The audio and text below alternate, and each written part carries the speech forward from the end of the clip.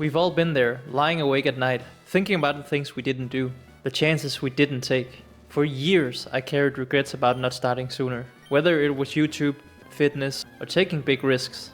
Then I made a choice. Instead of living for the past, I decided to make my younger self proud.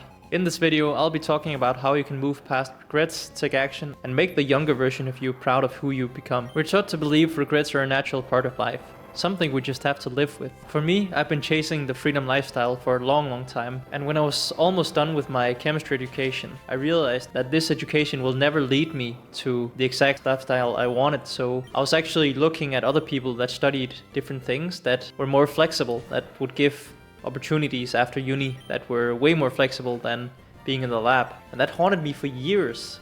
People studying business, psychology, things I thought I could teach this online instead. While chemistry felt like I'm very much bound to something physical, which I wanted to avoid. And I, for the life of me, couldn't let that go.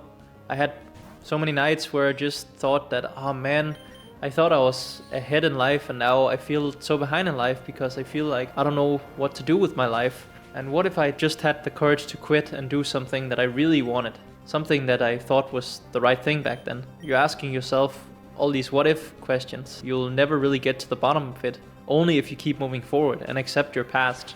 So the first step to making your younger self proud is accepting that the past is unchangeable. It's done. But the future, that's completely in your hands. It doesn't matter if you're 19, 29 or 49. That's completely in your hands. Yes, it sucks that maybe I didn't pick my exact dream education back in 2014. So what? I still got a great job that I actually really like today, and I've built a lot of skills on the side. It actually forced me to build skills on the side because I thought that I wouldn't want to stay in this field for the rest of my life. So it has actually created opportunities. Things that I regretted back then have created greater opportunities for me. And those opportunities, they're still there for the taking. Even if you're in a situation where you regret something that you didn't start, like it also sucks for me that I didn't take YouTube seriously, or as seriously as I am right now when I started earlier.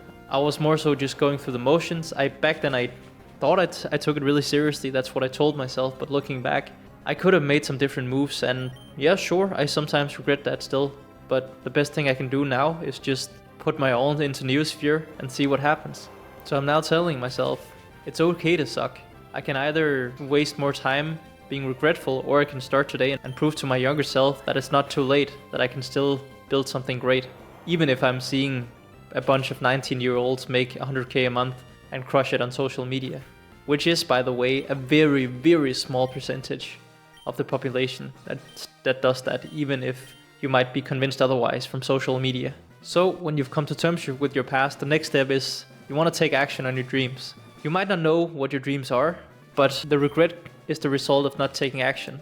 The only way to eliminate it is to start. It might be messy, it might be imperfect. Give yourself permission to suck. That's what my old mentor told me. And realize that it doesn't have to be perfect. Perfection is the enemy of good, which is also a quote that I followed religiously a couple of years ago. When I started making these Neosphere videos, I had no clue on which videos I should make, which niche I should be in exactly.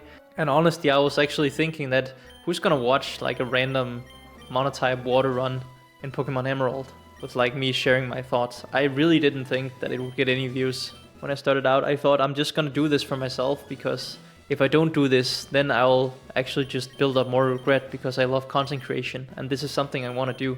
So I started what I believe is my 5th YouTube channel, Neosphere, and I just keep at it. And it's the same thing whether you're starting a business, learning a skill, or chasing a dream. You'll usually never hit a home run on your first try, and you'll never hit it if you don't step up to the plate, if you don't put in the reps and do it a lot of times over time. And then the next step is you want to keep your word to yourself. Consistency is key here. The biggest way to make your younger self proud is to keep your promises and never quit. Show up every day, even when it's hard, and keep pushing through. And there will be that voice in your head that keeps coming up. I've quit so many things at this point.